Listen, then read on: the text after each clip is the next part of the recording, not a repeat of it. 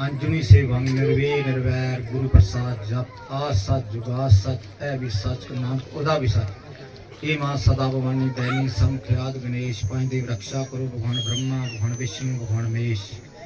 सात संग बोलो जय माता दी।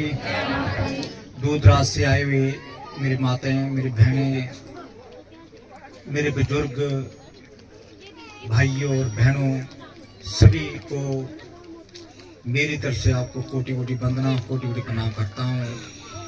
और इस 80 धाम में महाभगवती कृपा जो बरस रही है, जितने भी सेवादार भाई कलाकार जितने भी अपनी ज्ञान के द्वारा जो भी सत्य कर्म कर रहे हैं, मैं सभी को वंदना करता हूँ प्रणाम करता हूँ।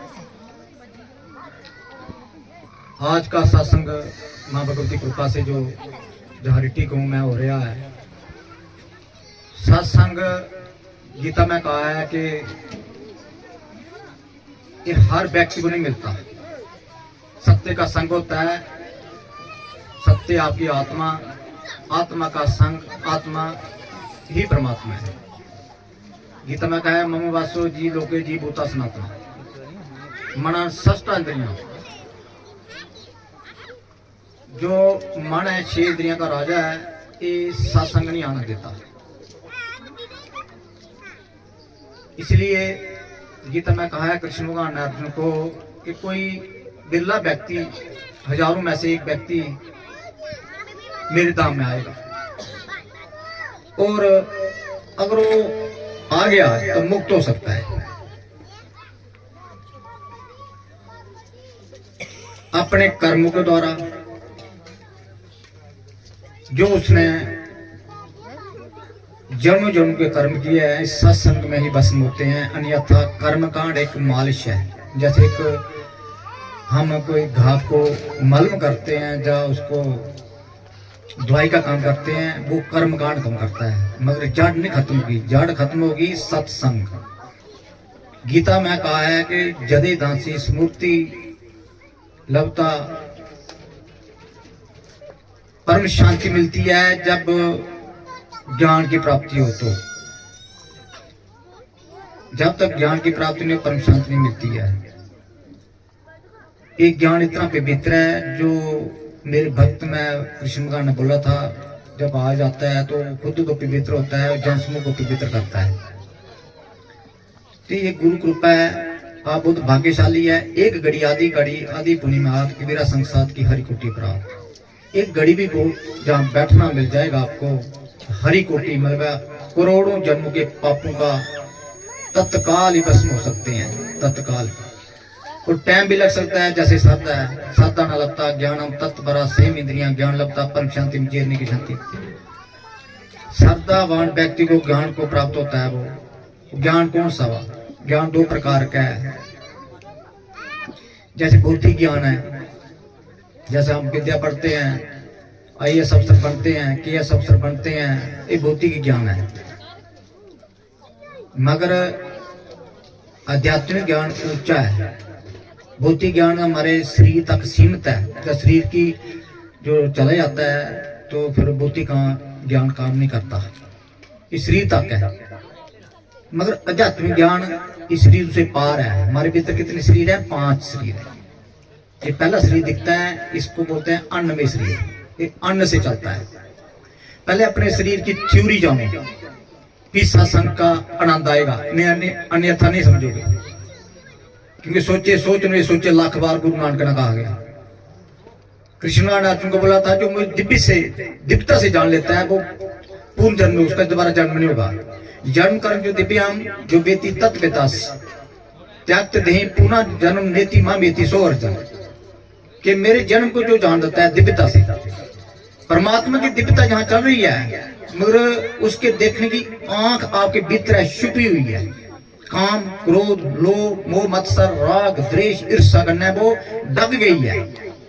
महापुरुष क्या करता है? उसको अपनी आंख को, उसको ज्ञान नेत्र को जगाकर उस दिव्यता को जान लेता है।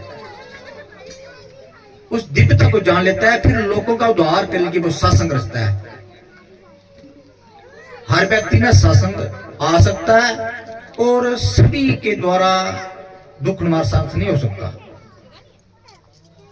मां भगवती जिसने कृपा दे रखी है, हो सकता है मान है कि बिल्ले भक्तों को अपनी जो हितैषी शक्ति दे रखी है, जो लोगों का हित करे व्यक्ति, मां भगवती ही एक मध्यम बनाती है किसी व्यक्ति को। तो हमारे 5 शरीर हैं। पहला शरीर दिखता है क्या है, अन्न में शरीर से, अन्न से चलता है। उसके भीतर एक प्राण शरीर है। जैसे योग हम कराएंगे तो वो किसको पावर मिलेगी, आपके प्राण शरीर को पावर मिलेगी। मगर निरोग होगा स्थूल शरीर। इसलिए प्राण शरीर के भीतर क्या है, मनोमय शरीर। मन में क्या है, मन से क्या है, 5 कर्म ज्ञान इंद्रियां। मनोमय शरीर के भीतर है विज्ञानमय शरीर। विज्ञान में शरीर जो कि बुद्धि सोच विचार करती है, विचार करती है। आपने सवेरे सोचा मैं सत्संग जाना है, ये बुद्धि का काम है। हाथ पैर का काम क्या है, चलना। मगर बुद्धि ही कमजोर होगी, नास्तिकी होगी, हैं, दुराचारी होगी, सदाचार नहीं होगी, सत्संग नहीं होने देगी। वो बोलेगी छोड़, सत्संग क्यों आना है, हम तो रेस्ट करेंगे, धूप सेकेंगे, क्या करना सत्संग में। ये बुद्धि का काम है। तो ये कहाँ है, किसके शरीर को है, विज्ञान में शरीर में। जब विज्ञान में शरीर में आपको ताकत मिलती है, फिर व्यक्ति को क्या है, शुद्ध हो जाता है, उसकी बुद्धि शुद्ध हो जाती है। भी वो सत्संग में प्रेरणा देती है कि भाई सच है जी, वहां चल तू, शरीर नाशवान है, चल, मनाओ तो चल। फिर मन की नहीं सुनती हो, नहीं तो मन क्या है, भड़काता है हमें संसार में। तो विज्ञान में शरीर जो है कि आगे एक अंदर और शरीर है, वो है आनंद में शरीर, जो कि आत्मा का आनंद। तो आप आत्मा के आनंद में बैठे हैं अभी। जिसको आत्मा का आनंद है, वो सत्संग छोड़ेगा नहीं। बुद्धि पा ले जाएगी भाई, वहां आनंद आता है, आत्मा का आनंद, आत्मा का लाभ, परम लाभ, आत्मा का आनंद, परम आनंद। इससे पर आनंद नहीं है। बस योगी महापुरुष जो ध्यान करते हैं उस आनंद में चले जाते हैं, तो भूल जाते हैं, अपने शरीरों को भूल जाते हैं। तो वो दिव्य योग आज हम कराएंगे आपको, 5 शरीरों को पावर देंगे, जिसके लिए आप बैठे हैं। 5 शरीर याद रखना, आनंद में शरीर से लेकर अन्न में शरीर तक पावर मिलती है इस योग से। जैसे एक व्यक्ति नहाता है, शरीर धोता है, ठीक है, मगर आत्मा का जो सत्संग होता है वो 5 शरीरों स्नान होते हैं, 5 शरीर। इसलिए सत्संग करना, सुनना बहुत जरूरी है आप लोगों ने। मगर आप लोगों को पहले थ्योरी का, इस शरीर की थ्योरी पता होनी चाहिए। नहीं, शरीर इसलिए नहीं मिला है, खाना पीना, सोना, जगना, मिथुन करना, ये तो कर रहे हैं, पक्षी भी कर रहे हैं भाई, पशु भी कर रहे हैं। तो आपका जो मुझ तत्व खत्म, क्या कर रहे हैं। बड़े भाग्य से तन पावा, नारायण में लिखा है, रामायण में लिखा है, बड़े भाग्य से तन पावा, मुझ तन बहुत भाग्य से मिलता है। फिर वो व्यक्ति उसको गवा देता है, क्या फायदा, उसको सत्संग नहीं मिले। सत्संग जो परमात्मा की कृपा होती है, ये दिखती नहीं है कि आज सच है, जुगा सच है, जुगों का सच है, असली सच है। बाकी हम व्यापारिक सच बोलते हैं, मगर व्यापारिक सच बोलोगे तभी जहां बैठोगे। व्यापारिक सच नहीं बोलोगे तो असली सच में, वास्तविक जो सच है वहां आने की बुद्धि प्रेरणा नहीं देगी। 3 किस्म का ज्ञान है, एक इंद्रियगत ज्ञान है, एक बुद्धिगत ज्ञान है, एक वास्तविक ज्ञान है। इंद्रियगत ज्ञान क्या है कि इंद्रियां दिखाती हैं, आंख ने देख लिया है, तो वो है इंद्रियगत ज्ञान। बुद्धिगत ज्ञान, बुद्धि ने विचार किया, ये बुद्धिगत ज्ञान है, ठीक है। मगर वास्तविक ज्ञान क्या है, वो इस आंख से नहीं देखना है, इस कान से नहीं सुनना है, इस जीवा से ना रस लेना है उसका। ये 5 इंद्रियां, उसको कहते हैं इंद्रियां तीत। वो इंद्रियां के दायरे में नहीं है, मांड के दायरे में नहीं है, वो है वास्तविक ज्ञान। जब वास्तविक ज्ञान व्यक्ति को प्रकट हो जाता है तो व्यक्ति को क्या है, शुद्ध हो जाता है। वो गीता का सिद्धांत है, ना ही ज्ञानी स्तुष्य विविध में बीतते तत्सिम जोग सिद्धा काल नातम बिनती। वो कृष्ण बोलते भगवान बोला है कि वो इतना पवित्र हो जाता है, वो लोगों को पास्ट भी देता है, अपनी पॉजिटिविटी, वो नेगेटिविटी खींच लेता है। तो हर व्यक्ति आजकल का युग में नेगेटिविटी में जी रहा है। नेगेटिविटी क्या होती है, नकारात्मक ऊर्जा। एक होती है सकारात्मक ऊर्जा, एक नकारात्मक ऊर्जा। हम घरों में रहते हैं, हम गृह स्थिति में रहते हैं, गृह स्थिति में ज्यादातर राग द्वेष की बात होती है, इससे ऊपर नहीं होती है। राग द्वेष के कारण हमें क्या है, नेगेटिविटी पैदा होती है। हम अपने नेगेटिविटी को खत्म करने के लिए सत्संग में आना है और सदाचार निभाना है। किसी की बात नहीं सुननी है, कोई पता नहीं कल मृत्यु हो जाए, जितनी पॉजिटिविटी की तकलीफ वही साथ जाएगी, नेगेटिविटी में जीना पड़ेगा। 84 लाख जोनी में नेगेटिविटी है। आपको मौका मिला है, बार बार सत्संग अटेंड करो, महापुरुषों का संग करो। एक कृष्ण भगवान ने अर्जुन को बोला था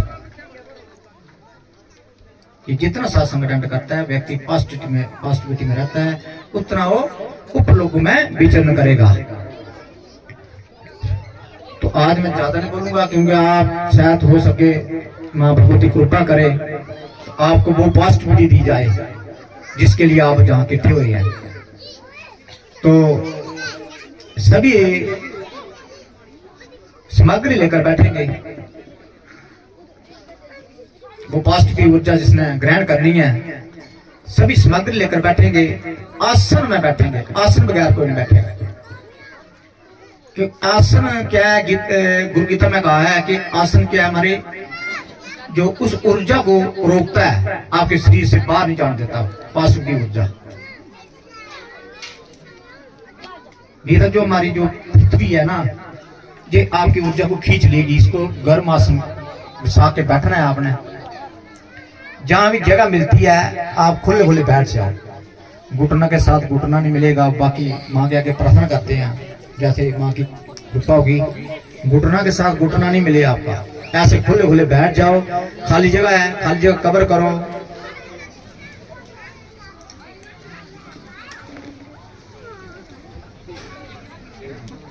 हर व्यक्ति एक एक दो दो पैकेट हार्बन लेकर बैठो और जल की दो दो बोतल लेकर बैठो। आपको पता है आपके साथ वो भी अभी बेहतर हो जाएगा। आप